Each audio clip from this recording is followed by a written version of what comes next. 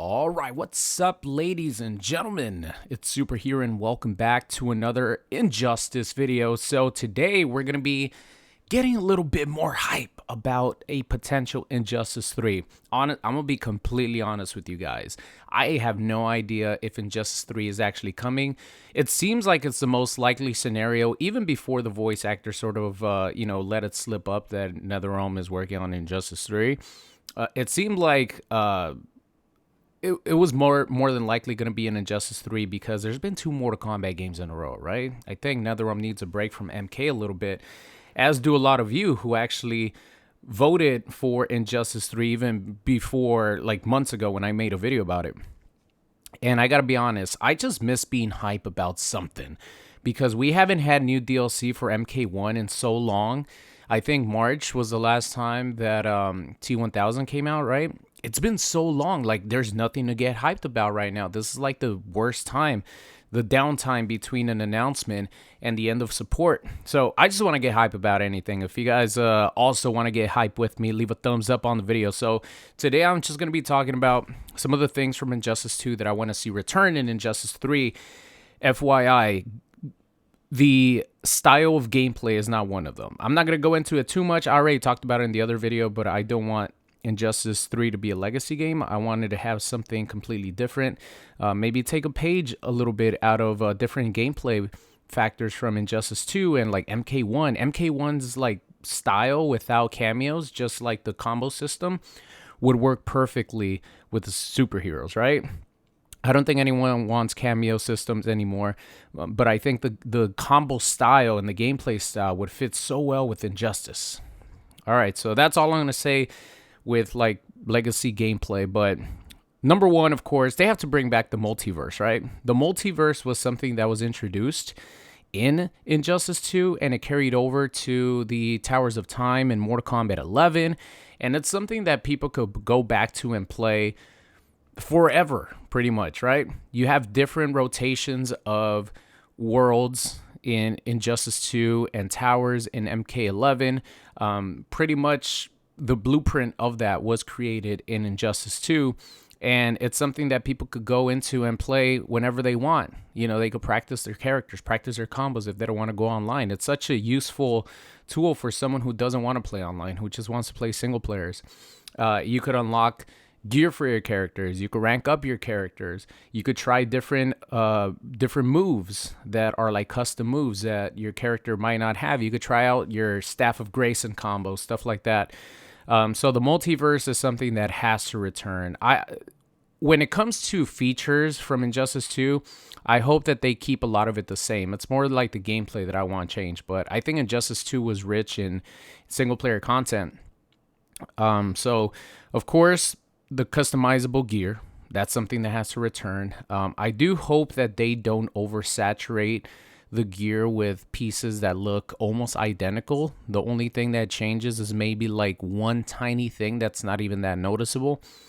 What I hope happens with the gear system is I just hope that they, instead of including like a bunch, like 20 different or 30 40 different pieces of like your gloves that have different designs, I hope that they take maybe like 10 different versions, 10 different designs of that character over the years in the comic book history and have those be the gear pieces, right?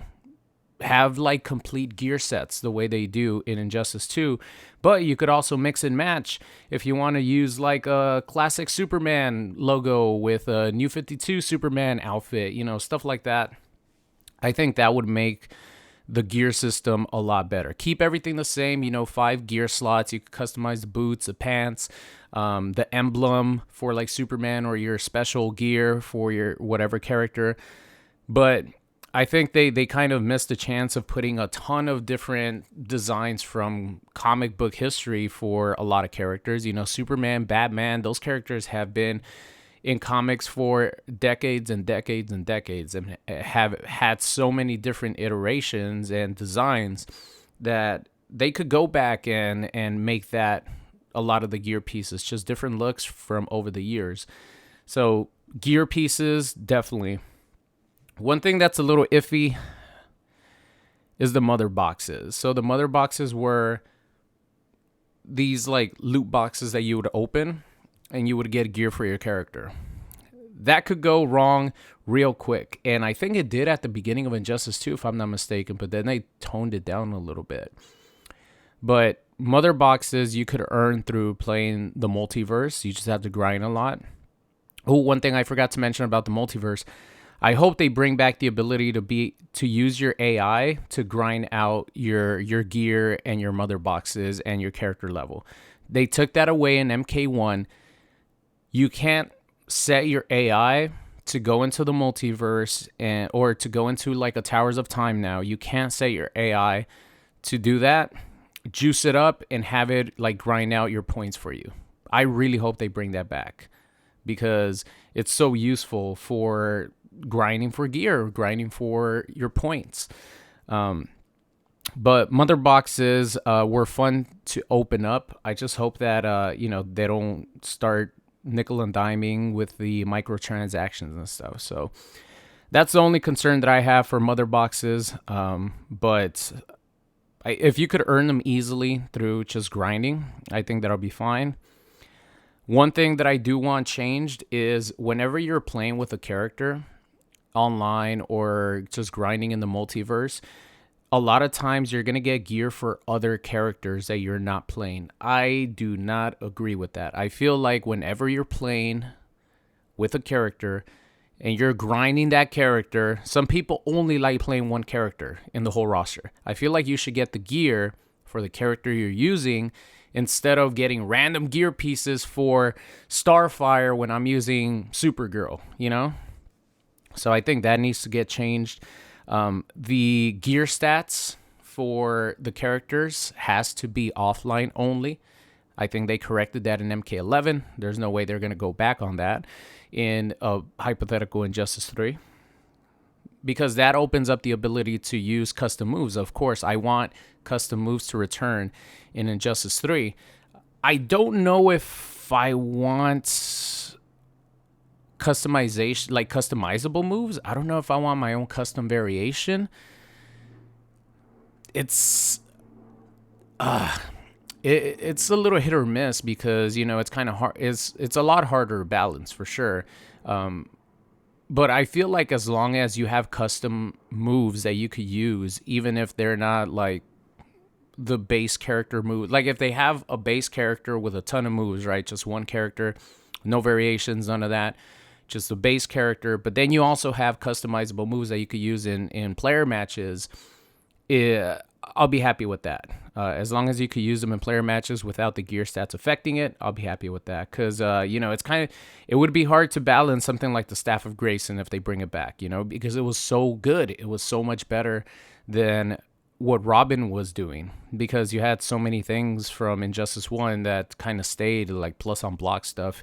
Anyway, I'm not going to go into that too much, but I feel like customizable moves are a lot harder to balance out if you're able to customize your own character moves.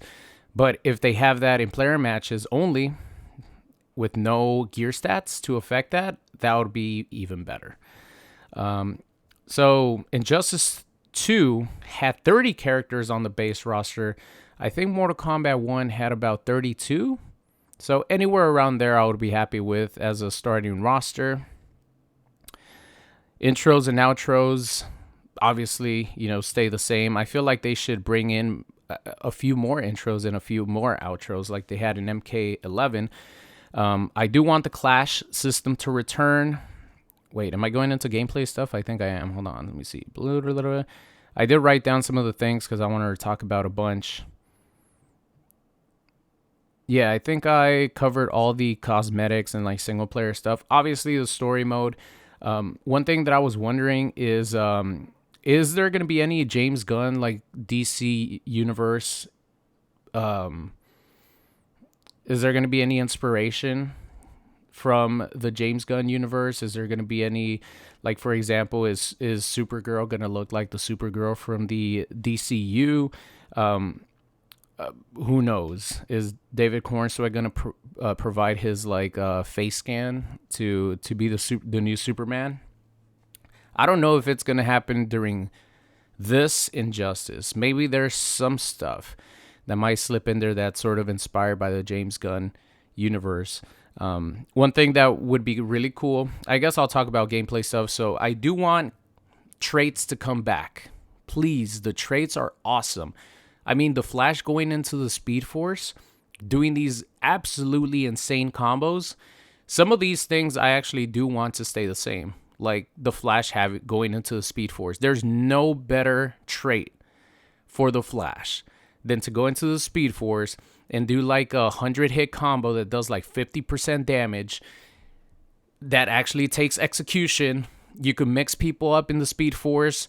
I feel like some of these traits should stay the same, but some of them should definitely change. For example, Supergirl, right? All she has is some heat vision. And yeah, they're fast and they help her zone because normally she doesn't have zoning other than that. But imagine if Crypto is her trait, sort of like Dexter and Atrocitus. And you could have Crypto go in and whoop some ass. And that's a way they could incorporate Crypto into Supergirl's like gameplay, because in the new Superman movie, Crypto belongs to Supergirl. So that would be kind of like a really cute way to incorporate the James Gunn universe without like going too crazy, right? So I think traits are really cool, but some of the traits are whack. For example, I'm actually looking at the Injustice roster right now. Injustice 2, Red Hood. Red Hood's trait is just the Rekkas, like the gun stance, and then you hit the opponent with a little barrage. You could go either overhead or low. That's whack. Let me see who else has a whack ass trait. Aquaman. Aquaman has a whack ass trait. It's useful. You cover yourself in water and you slip out of combos. Yeah, it's useful, but it's whack. Like, you could do something much more creative. Scarecrow has the stink. You could do something a little bit, like, just give him the traumatize. Like, you don't have to build up the stink and then get the traumatize. Like, the traumatize should be Scarecrow's trait instead of having to build it up. Like, you should activate it, already have the traumatize ready, and also the stink on, but it like recovers twice as slow or something. I mean, you have to build up the traumatize, so. But yeah, those are two examples, or a few examples of, I think, the trait needing a lot more creativity. So yeah, keep the traits, keep the clashing. I do like the clashing. It adds it adds some strategy when it comes to taking care of your meter, because by the way, I do want 4 bars of meter to return. Injustice is always known for using a lot of meter for a lot of things, and conserving your meter for a clash is strategy. I feel like the clash adds some strategy to your meter management. So I definitely want 4 bars of meter. One thing that's underrated that a lot of people don't use as much anymore, especially myself, is the block breaker. The block breaker is so important because there's some characters like Batman, like Atrocitus, that completely smother you. And the block breaker for 1 bar of meter allows you a get off me tool, especially a character like Atrocitus, because not only does it get Atrocitus away from you, but it takes away like half of the Dexter trait if you use the block breaker on him when Dexter is out. So it's really useful in situations like that where you feel like you can't move. You do a block breaker for a bar and everything is reset back to neutral. I think that's a really, really underrated tool in Injustice 2. And the last thing here is just make dashes cancelable. If you make dashes cancelable, the movement is going to be so much smoother, so much better. And of course, make the screen smaller. I do not condone them to get rid of zoning. What I condone, though, is for them to make the stage smaller so it could be easier for people to get in on zoners. Because with the way the stage is constructed at the moment, it benefits zoners 100% over any sort of aggressive play styles. So just make the screen smaller, keep the zoning. It's fine. There's zoning in every game. I don't mind it. I could walk in, duck, dash, duck. That's why the movement needs to change with the dashing. You should be able to cancel your dash. You could dash, crouch, avoid projectiles. But it gets really annoying when you get into your opponent's face, they hit you with the projectile you've been trying to avoid, and then you're back full screen. And with the giant Injustice 2 screen, Injustice 1 screen, I think Injustice 1 screen was even bigger. It gets annoying and tiring to get back in there and be patient again. And I'm a patient player when it comes to coming in on zoners, but even I get incredibly frustrated at that, especially when you're fighting versus a character as powerful as Starfire with her zoning, or Deadshot when he traits up and he does the power bullets and he sends you all the way back again. It's really, really annoying. So those are the things that I would want to see come back from Injustice 2 in Injustice 3, and I guess a few changes here and there that I mentioned. So let me know what you guys think in the comment section. I'll be curious to know, what would you bring back from Injustice 2? Would you even bring anything back from Injustice 2?